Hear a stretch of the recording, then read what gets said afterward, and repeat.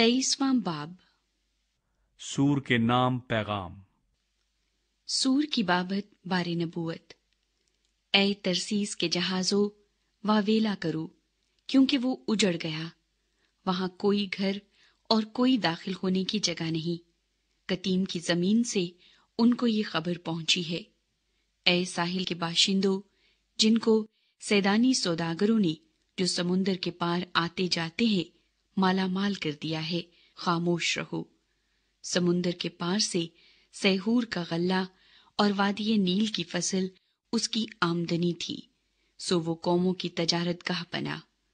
اے سیدا، تو شرما، کیونکہ سمندر نے کہا ہے، سمندر کی گڑی نے کہا، مجھے درد ذہ نہیں لگا اور میں نے بچے نہیں جنے، میں جوانوں کو نہیں پالتی اور کنواریوں کی پرورش نہیں کرتی ہوں۔ جب اہل مصر کو یہ خبر پہنچے گی تو وہ سور کی خبر سے بہت غمگین ہوں گے۔ اے ساحل کے باشندوں، تم زار زار روتے ہوئے ترسیس کو چلے جاؤ۔ کیا یہ تمہاری شادمان بستی ہے جس کی ہستی قدیم سے ہے؟ اسی کے پاؤں اسے دور دور لے جاتے ہیں کہ پردیس میں رہے۔ کس نے یہ منصوبہ سور کے خلاف باندھا جو تاج بخش ہے، جس کے سوداگر عمرہ اور جس کے بیوپاری دنیا بھر کے عزت دار ہیں؟ رب الافواج نے یہ ارادہ کیا ہے کہ ساری حشمت کے گھمنڈ کو نیست کرے اور دنیا بھر کے عزت داروں کو ذلیل کرے۔ اے دختر ترسیس، دریائے نیل کی طرح اپنی سرزمین پر پھیل جا، اب کوئی بند باقی نہیں رہا۔ اس نے سمندر پر اپنا ہاتھ بڑھایا، اس نے مملکتوں کو ہلا دیا۔ خداوند نے کنعان کے حق میں حکم کیا ہے کہ اس کے کلے مسمار کیے جائیں، اور اس نے کہا، اے مظلوم کنواری دختر سیدا، تو پھر کبھی فخر نہ کرے گی۔ اٹھ، قطیم میں چلی جا، تجھے وہاں بھی چین نہ ملے گا۔ کسدیوں کے ملک کو دیکھ، یہ قوم موجود نہ تھی۔ اسور نے اسے بیابان کے رہنے والوں کا حصہ ٹھہرایا۔ انہوں نے اپنے برج بنائے، انہوں نے اس کے محل غارت کیے اور اسے ویران کیا۔ اے ترسیس کے جہازوں واویلا کرو، کیونکہ تمہارا قلعہ اجاڑا گیا، اور اس وقت یوں ہوگا کہ سور کسی بادشاہ کے ایام کے مطابق 70 برس تک فراموش ہو جائے گا، اور 70 برس کے بعد سور کی حالت فحشا کے گیت کے مطابق ہوگی۔ اے فحشا، تو جو فراموش ہو گئی ہے، بربت اٹھا لے اور شہر میں پھرا کر، راگ کو چھیڑ اور بہت سی غزلیں گا کہ لوگ تجھے یاد کریں۔ اور 70 برس کے بعد یوں ہوگا کہ خداوند سور کی خبر لے گا، اور وہ اجرت پر جائے گی اور روئے زمین پر کی تمام مملکتوں سے بدکاری کرے گی، لیکن اس کی تجارت اور اس کی اجرت خداوند کے لیے مقدس ہوگی، اور اس کا مال نہ ذخیرہ کیا جائے گا اور نہ جمع رہے گا، بلکہ اس کی تجارت کا حاصل ان کے لیے ہوگا جو خداوند کے حضور رہتے ہیں، کہ کھا کر سیر ہوں اور نفیس پوشاک پہنے۔ 24واں باب۔ خداوند زمین کو سزا دے گا۔ دیکھو، خداوند زمین کو خالی اور سرنگوں کر کے ویران کرتا ہے، اور اس کے باشندوں کو تتر بتر کر دیتا ہے۔ اور یوں ہوگا کہ جیسا ریت کا حال ویسا ہی کاہن کا، جیسا نوکر کا ویسا ہی اس کے صاحب کا، جیسا لونڈی کا ویسا ہی اس کی بیوی کا، جیسا خریدار کا ویسا ہی بیچنے والے کا، جیسا قرض دینے والے کا ویسا ہی قرض لینے والے کا، جیسا سود دینے والے کا ویسا ہی سود لینے والے کا۔ زمین بالکل خالی کی جائے گی اور بشدت غارت ہوگی، کیونکہ یہ کلام خداوند کا ہے۔ زمین غمگین ہوتی اور مرجھاتی ہے، جہان بیتاب اور پجمردہ ہوتا ہے۔ زمین کے عالی قدر لوگ ناتماں ہوتے ہیں۔ زمین اپنے باشندوں سے نجس ہوئی، کیونکہ انہوں نے شریعت کو عدول کیا، آئین سے منحرف ہوئے، عہد ابدی کو توڑا۔ اس سبب سے لعنت نے زمین کو نگل لیا اور اس کے باشندے مجرم ٹھہرے، اور اسی لیے زمین کے لوگ بھسم ہوئے اور تھوڑے سے آدمی بچ گئے۔ نئی میں غم زدہ اور تاک پج مردہ ہے، اور سب جو دل شاد تھے آہ بھرتے ہیں۔ ڈھولکوں کی خوشی بند ہو گئی، خوشی منانے والوں کا غل و شور تمام ہوا۔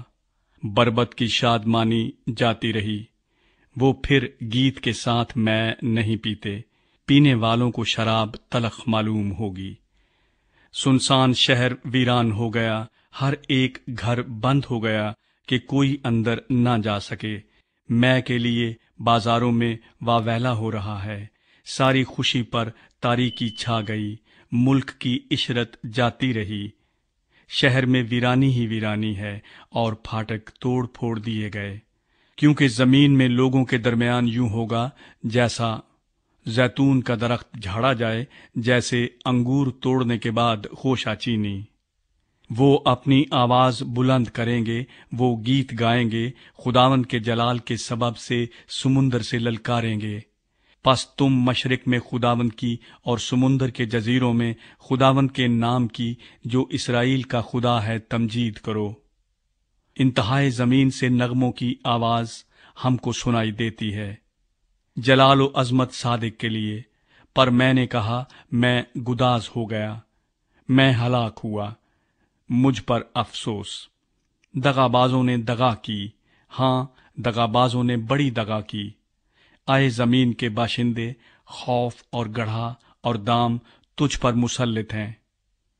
اور یوں ہوگا کہ جو خوفناک آواز سن کر بھاگے گڑھے میں گرے گا، اور جو گڑھے سے نکل آئے دام میں پھنسے گا، کیونکہ آسمان کی کھڑکیاں کھل گئیں اور زمین کی بنیادیں ہل رہی ہیں۔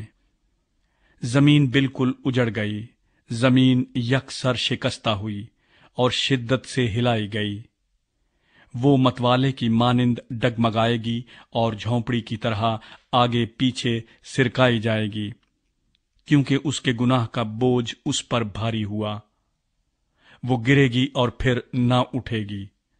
اور اس وقت یوں ہوگا کہ خداوند آسمانی لشکر کو آسمان پر اور زمین کے بادشاہوں کو زمین پر سزا دے گا، اور وہ ان قیدیوں کی مانند جو گڑھے میں ڈالے جائیں جمع کیے جائیں گے، اور وہ قید خانے میں قید کیے جائیں گے، اور بہت دنوں کے بعد ان کی خبر لی جائے گی۔ اور جب رب الافواج کوہ سیون پر اور یروشلم میں اپنے بزرگ بندوں کے سامنے حشمت کے ساتھ سلطنت کرے گا تو چاند مضطرب اور سورج شرمندہ ہوگا۔ 25واں باب۔ حمد و ستائش کا گیت۔ اے خداوند، تو میرا خدا ہے، میں تیری تمجید کروں گا، تیرے نام کی ستائش کروں گا، کیونکہ تو نے عجیب کام کیے ہیں۔ تیری مصلحتیں قدیم سے وفاداری اور سچائی ہیں، کیونکہ تو نے شہر کو خاک کا ڈھیر کیا، ہاں فصیلدار شہر کو کھنڈر بنا دیا، اور پردیسیوں کے محل کو بھی، یہاں تک کہ شہر نہ رہا، وہ پھر تعمیر نہ کیا جائے گا۔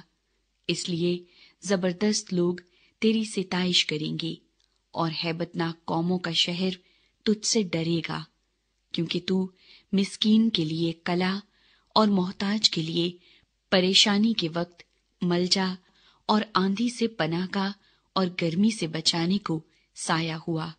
جس وقت ظالموں کی سانس دیوار کن طوفان کی مانند ہو، تو پردیسیوں کے شور کو خشک مکان کی گرمی کی مانند دور کرے گا، اور جس طرح ابر کے سائے سے گرمی نیست ہوتی ہے، اسی طرح ظالموں کا شادیانہ بجانا موقوف ہوگا۔ خدا ایک ضیافت تیار کرتا ہے، اور رب الافواج اس پہاڑ پر سب قوموں کے لیے فربا چیزوں سے ایک ضیافت تیار کرے گا، بلکہ ایک ضیافت تلچھٹ پر سے نتھری ہوئی مے سے، ہاں فربا چیزوں سے جو پر مغز ہوں، اور مے سے جو تلچھٹ پر سے خوب نتھری ہوئی ہو۔ اور وہ اس پہاڑ پر اس پردے کو جو تمام لوگوں پر پڑا ہے، اور اس نقاب کو جو سب قوموں پر لٹک رہا ہے، دور کر دے گا۔ وہ موت کو ہمیشہ کے لیے نابود کرے گا، اور خداوند خدا سب کے چہروں سے آنسو پونچھ ڈالے گا، اور اپنے لوگوں کی رسوائی تمام سرزمین پر سے مٹا دے گا، کیونکہ خداوند نے یہ فرمایا ہے۔ اور اس وقت یوں کہا جائے گا، لو یہ ہمارا خدا ہے، ہم اس کی راہ تکتے تھے اور وہی ہم کو بچائے گا۔ یہ خداوند ہے، ہم اس کے انتظار میں تھے، ہم اس کی نجات سے خوش و خرم ہوں گے۔ خدا مواب کو سزا دے گا۔ کیونکہ اس پہاڑ پر خداوند کا ہاتھ برقرار رہے گا، اور مواب اپنی ہی جگہ میں ایسا کچلا جائے گا جیسے مزبلہ کے پانی میں گھاس کچلی جاتی ہے، اور وہ اس میں اس کی مانند جو تیرتے ہوئے ہاتھ پھیلاتا ہے اپنے ہاتھ پھیلائے گا، پر وہ اس کے غرور کو اس کے ہاتھوں کے فن فریب سمیت پست کرے گا، اور وہ تیری فصیل کے اونچے برجوں کو توڑ کر پست کرے گا، اور زمین کے بلکہ خاک کے برابر کر دے گا۔